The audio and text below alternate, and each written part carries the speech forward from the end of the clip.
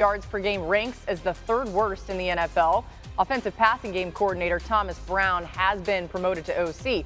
Caleb Williams got off to a 2-2 start this season, but his total QBR was 32, which ranked 29th in the league. Then he went off in weeks 5 and 6 at home games against the Panthers and Jaguars. He posted an NFL best 88 QBR. Had something to do with the opponent. He's come back down to earth in the 3 games following the Bears' bye week in week 7, ranking dead last in the NFL with a 21 QBR. Let's dive into this as we look who's here today. We've got Dan Orlovsky, we've got Andrew Hawkins here, of course, and we're about to see him. Oh, there they are. There's Marcus Spears, there's Dan Graziano, and there's the Wave. The Wave is like its own person, its own entity. Graz, what can you tell us about the decision that was made today with Waldron and why they went ahead and did it? Yeah, Laura, I mean, you went through all the issues they've been having trying to score points on offense, and it's gotten to the point when they have a rookie quarterback, you want to make sure and not rattle his confidence, and I think the Bears feel like that's been happening with Caleb Williams, so a change had to be made. Now, whether you lay it all at the feet of Shane Waldron or whether he just ended up being the scapegoat for it all, we can debate, but the fact of the matter is the Bears have been asking a lot of Caleb Williams. You know, if you look around the league at Bo Nix in Denver, at Jaden Daniels in Washington, you see situations where the offense is kind of built-in concepts that the player is comfortable with coming out of college and he can kind of fall back on, whereas Caleb was given a lot. They gave him the playbook to this offense in February at the Combine when they first met him and figured the time would be enough to get him up to speed, but he's struggling with mastering protections. He's struggling with a lot of things, and there hasn't been anywhere for him to go in terms of a comfort zone, and they feel like they have to change that up. Again, Waldron was the offensive coordinator. They're not scoring enough points, and sometimes that's who gets fired. But whether the problems are deeper than that, we will all find out. When I watch Caleb Williams this year, it looks like information overload. He looks confused. It looks like he's being thrown out there with certain just plays and trying to execute them as is or what is in the best of his ability. There's a lack of just operational coaching, and it's not just from him. You could see the confusion from the pass catchers.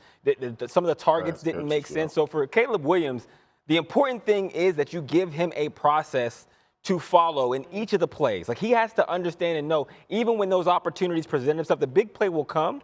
Him being able to make sure he doesn't, pass up on the right decision and not getting bored with that is more important than trying to make the big and flashy play. Yeah. There were times in the offense it just didn't seem that way. Here's the reality. This is who Caleb has been, though. And it doesn't mean he's always going to be this, though. But this is who he was in college. I mean, in college, he was a guy that held the ball forever, took a ton of sacks. I mean, on the left side is last year. Time to throw, 3.14. That's the second longest in college football. The sacks, interception, and fumbles, 46. That was 10th most in college football, the number 1 pick. And then this is who he's been this year, holding onto the football for almost 3 seconds. That's an eternity in the NFL. And then that bottom number is the big deal, okay? That 47 sacks, interceptions, and fumbles. Now, I'm not telling everybody this is who he's going to be forever. I think that's the challenge for Thomas Brown, who's that new play caller, is Graz says something where they were asking so much of him, and he contrasted it to Drake May and Bo Nix. Bo Nix is actually the contrast that I point to. And Jaden Daniels. And Jaden Daniels, correct. But when you watch what Denver does with Bo, it is literally one thing. Look at that one guy, and he'll tell you what to do.